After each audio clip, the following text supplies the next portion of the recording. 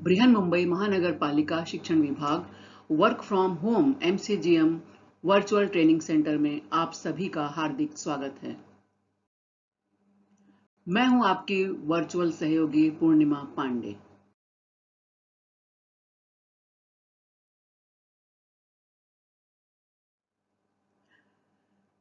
कक्षा 10वीं के इतिहास और राजनीति विज्ञान विषय के सत्र में मैं आप सभी को सादर आमंत्रित करती हूं।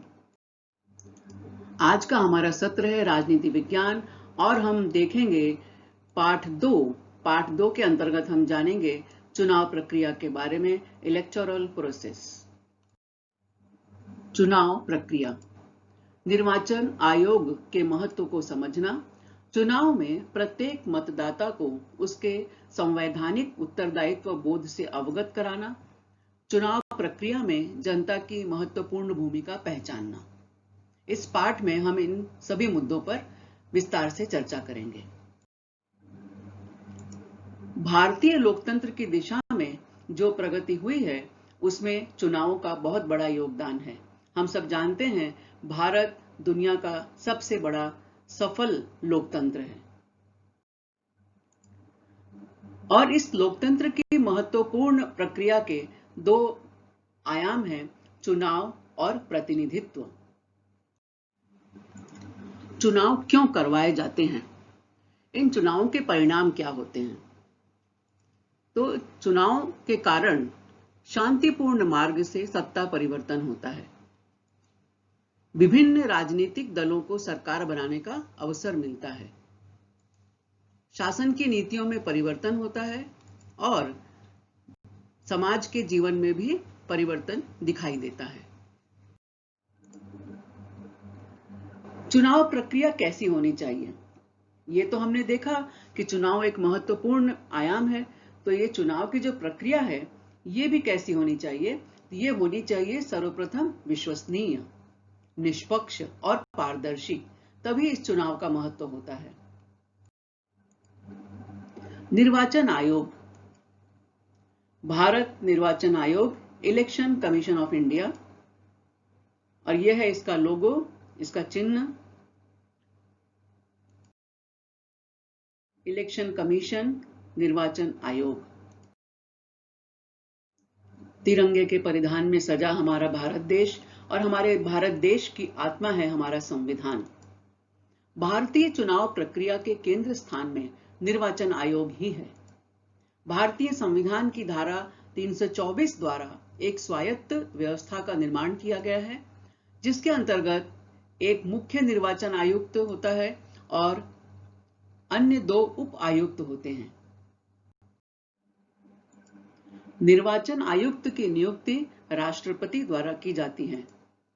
निर्वाचन आयोग की स्वतंत्रता अबाधित रहे, इसलिए मुख्य निर्वाचन आयुक्त को बड़ी सरलता से या किसी राजनीतिक कारण से पद से हटाया नहीं जाता।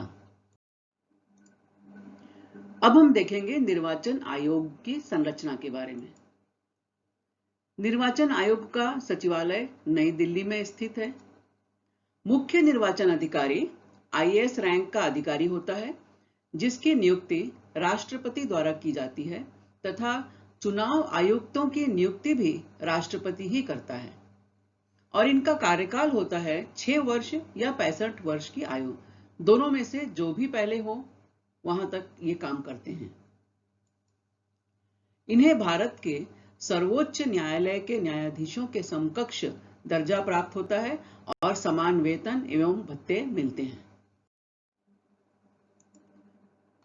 निर्वाचन आयोग में स्वतंत्र कर्मचारी वर्ग नहीं है। अन्य सरकारी विभागों में कार्यरत अधिकारियों, शिक्षकों एवं कर्मचारियों के सहयोग से चुनाव प्रक्रिया संपन्न की जाती है। प्यारे विद्यार्थियों, जब भी हमारे देश में चाहे वो केंद्र स्तर के चुनाव हुए हों या राज्य स्तर के चुनाव, हम सभी शिक्षक उसमें भरपूर सहयोग देते हैं और यह सहयोग केवल नैतिकता के आधार पर नहीं, बल्कि यह हमारी राष्ट्रीय जिम्मेदारी भी होती है। निर्वाचन आयोग के कार्य क्या क्या हैं? चुनावों की समय सारणी और संपूर्ण कार्यक्रम निर्धारण, मतदाताओं की सूची तैयार करना, प्रत्याशियों उम्मीदवारों के आवेदनों की छानबीन करना, राजनीतिक दलों को मान्यता देना, चुनाव से संबंधित विवादों को हल करना। ये बहुत ही महत्वपूर्ण कार्य हैं। अब हम देखते हैं कि प्रत्येक चरण में यह कार्य कैसे संपन्न किए जाते हैं। चुनावों की समय सारणी और संपूर्ण कार्यक्रम का निर्धारण। चुनावों को पूर्ण रूप से संपन्न कराने की जिम्मेदारी होती है निर्वाचन आयोग की। इसके साथ साथ किस राज्य में कब और कितने चरणों में चुनाव करवाने हैं, इसका निर्णय भी निर्वाचन आयोग लेता है। हमारा देश बहुत ही बड़ा है, यहाँ जनसंख्या बहुत अधिक है। इतने बड़े देश में सभी राज्यों में शांतिपूर्ण चुनाव करवाना और इतनी बड़ी जनसंख्या को उसमें शामिल करना, ये मामूली काम नहीं होता है। तो हमारे देश के निर्वाचन आयोग की ये बहुत ही महत्वपूर्ण जिम्मेदारी होती है कि वो पूरे देश में चुनाव कब और कैसे होंगे इसका निर्णय ले और वह चुनाव आराम से संपन्न करवाए। अगला महत्वपूर्ण कार्य है मतदाताओं की सूची तैयार करना। बच्चों, वाकई ये बहुत ही महत्वपूर्ण काम है। जैसा कि हम सब जानते हैं, हमारे देश की जनसंख्या है 130 करोड़ और हमारे देश के निष्पक्ष, पारदर्शी, विश्वसनीय चुनाव का एक प्रमुख आधार है कि यहाँ पर धर्म, संप्रदाय, पंथ, लिंग इनका भेदभाव किए बिना प्रत्येक व्यक्ति को, जिसकी आयु 18 वर्ष की है, वह जो अपना मतदान कर सकता है। तो ऐसे मतदाताओं की सूची बनाना और ये सूची अद्यतन बनाए रखना। अद्यतन मतलब इसको अपडेट किए रहना, क्योंकि जब 18 साल के आयु के लोगों को मतदान करने का अधिकार है, तो हर साल कुछ न कुछ लोग 18 साल के होते हैं, तो मतदाताओं की सूची में उतने नाम जुड़ जाते हैं। तो यह निर्वाचन आयोग अपनी इस सूची को अपडेट बनाए रखता है। ऐसा नहीं है कि 5 साल में एक बार चुनाव हुए तो उसी समय सूची अपडेट हो रही है। यह काम निरंतर चलते रहता है। नए मतदाताओं का समावेश होता है और इसके साथ साथ मतदाताओं को पहचान पत्र देने का अधिकार भी निर्वाचन आयोग के पास होता है।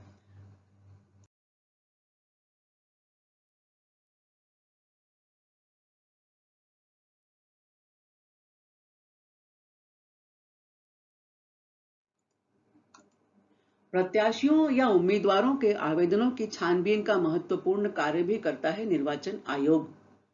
चुनाव लड़ने वाले सभी प्रत्याशी, चाहे वो किसी दल विशेष से संबंधित हो, यानी किसी राजनीतिक दल के हों, या कुछ लोग ऐसे होते हैं जो किसी राजनीतिक दल का सहारा नहीं लेते, स्वतंत्र चुनाव लड़ते हैं, उन्हें हम निर्दलीय उम्मीदवार कहते हैं। तो चाहे किसी राजनीतिक दल से संबंधित उम्मीदवार हो या निर्दलीय उम्मीदवार, सभी प्रत्याशियों को नामांकन पत्र भरना अनिवार्य होता है। ये नामांकन पत्र क्या होता है? इस नामांकन पत्र में उस उम्मीदवार की संपूर्ण व्यक्तिगत जानकारी भरनी होती है। ऐसा नहीं है कि उम्मीदवार ने अपनी जानकारी भर दी और उसी को अंतिम सत्य मान लिया गया। निर्वाचन आयोग द्वारा इन आवेदन पत्रों की कड़ी जांच पड़ताल की जाती है, छानबीन की जाती है।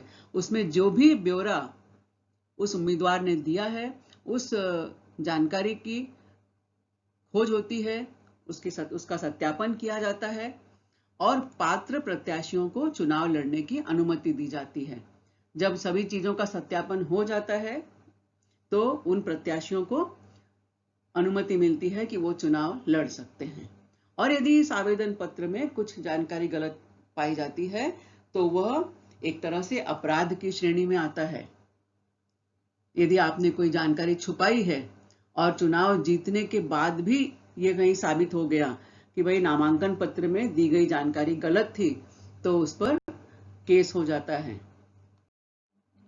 अगला महत्वपूर्ण कार्य है राजनीतिक दलों को मान्यता देना। जितने भी दल हैं हमारे देश में, राजनीतिक दल, पॉलिटिकल पार्टीज, इन सभी पार्टीज को निर्वाचन आयोग की मान्यता लेनी पड़ती है। यह अनिवार्य होता है।